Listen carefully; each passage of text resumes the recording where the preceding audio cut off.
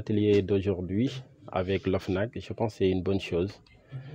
Ça nous permet, nous aussi, en tant qu'ordonnateurs, d'être au courant des sanctions et de l'évolution. Aussi, ça permet aussi aux autres ordonnateurs de la région d'être au courant de l'OFNAC, parce que du coup, nous, on n'entendait que l'OFNAC à travers la radio, la télé et la presse écrite. Donc aujourd'hui, ils sont venus ici pour nous rencontrer, pour faire un développement, pour nous édifier, nous informer des droits. Et je pense que là, du coup, moi, j'ai fait une présentation sur rôle, attribution et la responsabilité des ordonnateurs. Donc là, du coup, on a exprimé qu'est-ce qu'un budget avant et qu'est-ce qu'un ordonnateur. Et l'ordonnateur qui est au moins responsable de la phase administrative avec les 3 étapes, l'engagement, la liquidation et l'ordonnancement. On est venu sur ça. Ensuite, du coup, on a terminé la communication en parlant des responsabilités de l'ordonnateur au plan juridique, au plan administratif et au plan financier.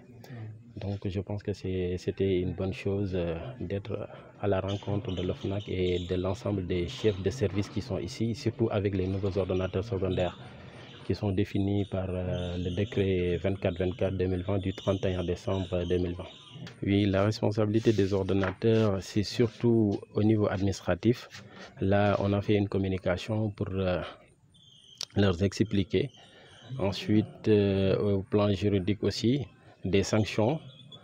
Les sanctions, que ce soit au niveau pénal ou civil. Là aussi, on est revenu sur ça, sur la communication. Je pense que ça a été quoi.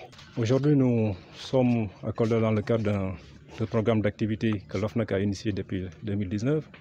Nous avons été déjà à Dakar, nous avons été également à Kaolack, également à Saint-Louis, et avant-hier on était à Ziguinchor. Et aujourd'hui, nous avons senti le besoin de venir à Kolda, où nous rencontrons l'ensemble des ordonnateurs de recettes et de dépenses, et également les comptables publics des régions administratives de Kolda et de Sédhiou, afin de partager avec eux le système sénégalais de déclaration de patrimoine, mais également recueillir leur avis sur comment faire pour améliorer le système sénégalais de déclaration de patrimoine.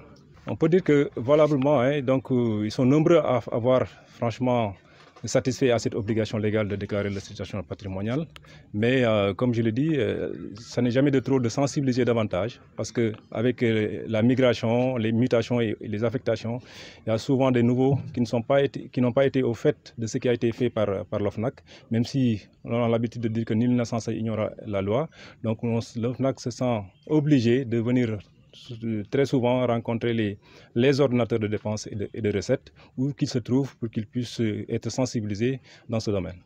Aujourd'hui, nous avons, après pratiquement 10 ans de création de l'OFNAC et pratiquement près de 6 ans, voire 7 ans d'une loi qui a été adoptée pour la déclaration relative à la déclaration de patrimoine.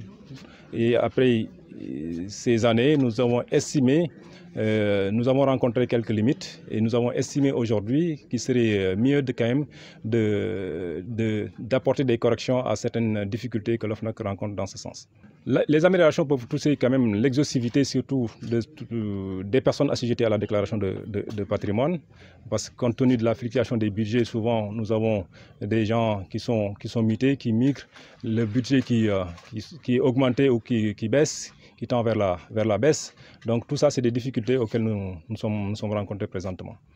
Mais les avantages sont nombreux. D'abord déjà, ça permet de satisfaire à l'obligation légale du point de vue du contrôle citoyen, mais également ça permet aux personnes assujetties qui sont souvent accusées à tort de s'enrichir illicitement.